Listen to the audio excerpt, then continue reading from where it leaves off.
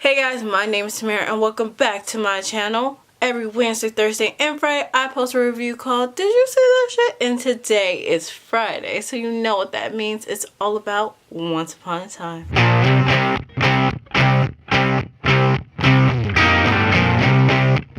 Last week's episode was entitled Greenback, and it was all centered around Princess Tiana and Sabine, and let's get into this recap. So let's start in Hyperion Heights. Victoria is still meeting up with this damn witch, which I am so confused on who the fuck she can be. And some people are suspecting that she's Mother Gothel, but who knows. She's, trying to get her daughter back. So Sabine stops by to give Lucy some beignets, and that's when Victoria comes in and tells Ivy, hey, go get me this like mixture of like ingredients. And she turns around, sees Sabine, and is like, oh yeah, I'm about to raise the rent, so I don't know what you about to do. Sabine's like, what the fuck? I can't even afford the rent you giving me now. Now you're trying to raise the rent? I'll figure it out. So she goes to where Jacinda is, and they work together. I didn't even know that they work together, but yes, they work together at the chicken joint that they work at. And she tells Jacinda, hey, we should start selling some beignets here. Since, our boss is gone for a little while, let's just sell some beignets here, make some extra coin, and then, see what happens. Of course, Jacinda is like, I don't know. But Jacinda agrees eventually. So back to Jacinda and Sabine. They're like gaining traction with those beignets. They're like gaining money, y'all. Victoria eating one of the beignets and she was feeling it. She was like, this tastes so fucking good. And then she's like, wait, I'm not supposed to like this. So she calls some dude named Ralph and was like, break it. So he sets fire to the place. That causes Jacinda to lose faith in Sabine, and she tells her off, and I'm just like, fuck Jacinda. Of course they make up in the end, but still, like, Jacinda, you can't lose faith in your girl. So let's cut to Rogers. So Rogers is still trying to find this lost girl. So Rogers is keeping these files, which ain't a lot. He keeps them at Ronnie's, and so he goes back to the police station where he runs into this guy that was being belligerent to this other police officer, punches him, and he notices a tattoo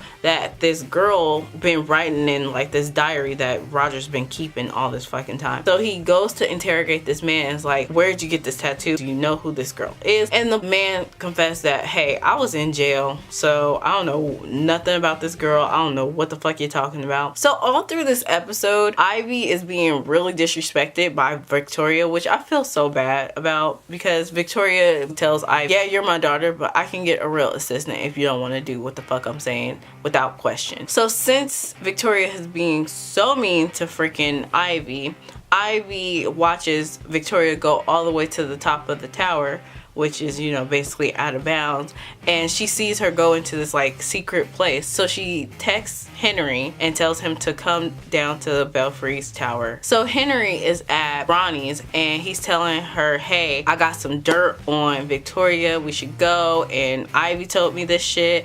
And Ronnie is like, yeah, no, I don't trust her, and you should be with Jacinda and not with Ivy. So Ronnie, being Ronnie, was like, yeah, you shouldn't fuck with Ivy.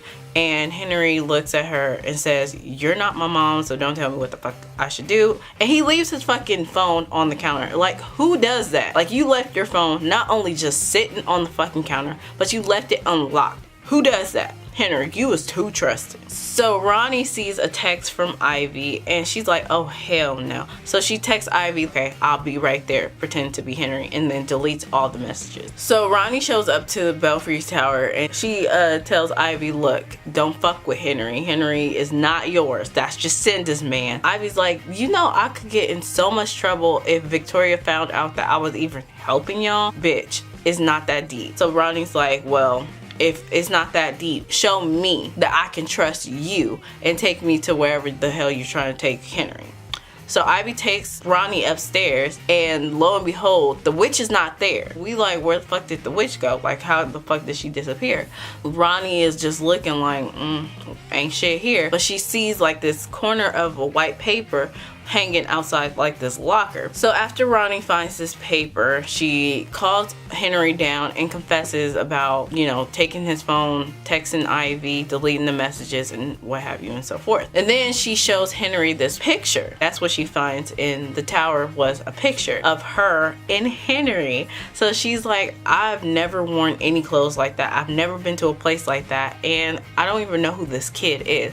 And Henry's like, I know who this kid is. It's actually me. So it's like, what? Mind blown, y'all. At the end, when Rogers and Sabine is having a conversation, he tells Sabine, hey, I think that fire was foul play, and you know exactly who it was, Victoria. And also, we need to like band together to figure out like how to destroy this evil. And all the while Rogers is having this conversation with Sabine, that man from earlier with the tattoo calls someone and is like, hey, we have a problem. Somebody's looking for that girl. So at the end of the episode, Victoria goes off on Ivy, basically telling her she ain't shit. So Ivy's like, all right, I ain't shit. So she goes to the top of the tower where the witch is and is looking around, and then the witch like shows up and she's like, bitch, don't scare me like that. Like, what the fuck is wrong with you? And the witch is talking to her saying, oh, do they believe you? Or, you know, do they trust you? And she like, yeah, they trust me. My mom trusts me too. Like, it sounded like Ivy is pulling the strings on everything. Ivy turns around because the witch keeps calling her Ivy, and she turns around and was like, bitch, stop calling me Ivy. It's Drizella. I was like, wait, bitch is awake. Oh, she awake, y'all. We have one more person that is awake. So now we have Weaver, Alice, Victoria, and now. So let's go to the new realm where the story is all about Princess Tiana. Her and her mother is falling on hard times because her dad passes away. So they're trying to figure out how to stay afloat in their kingdom. So they're running like a yard sale, and all these people are coming to pick up some shit. So her mom is just like, we need to figure out something. So Princess Tiana is like, okay, I'll go figure it out. She goes into her kingdom and tries to find, so Princess Tiana goes to find Dr. Facilier, who is basically like a sorcerer, and he tells her to go find a red raven, which Tiana's like, there's no like such thing as a fucking red raven. How the fuck am I supposed to find that?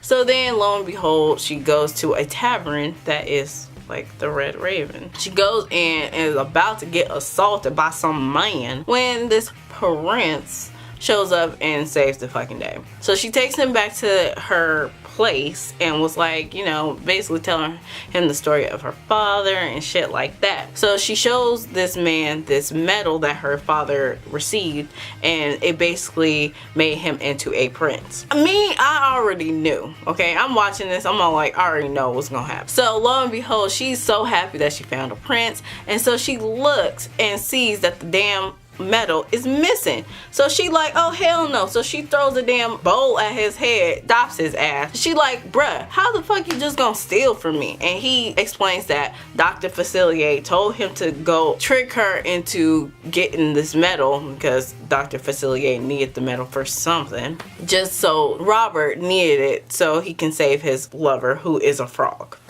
So, you know, Princess Tiana is feeling down because she's like, man, I thought I could trust him and shit like that. And her mom's like, bruh, you don't need no man. Girl, you strong. You is a beast. You don't need no man. So after the talk with her mom, she like, all right, I'm a boss ass bitch. So let me go back up in there and try and help Robert. So she goes to Dr. Facilier, gives him the medal, and was like, you give me this frog and you can keep whatever you need that damn medal for. Lo and behold, he just needed the ruby, and the ruby, he says, set him free, which I'm like, what the fuck does that mean? I don't know. So he was like, nah, this is our deal. You can leave it alive, but I'm keeping the frog and the damn ruby.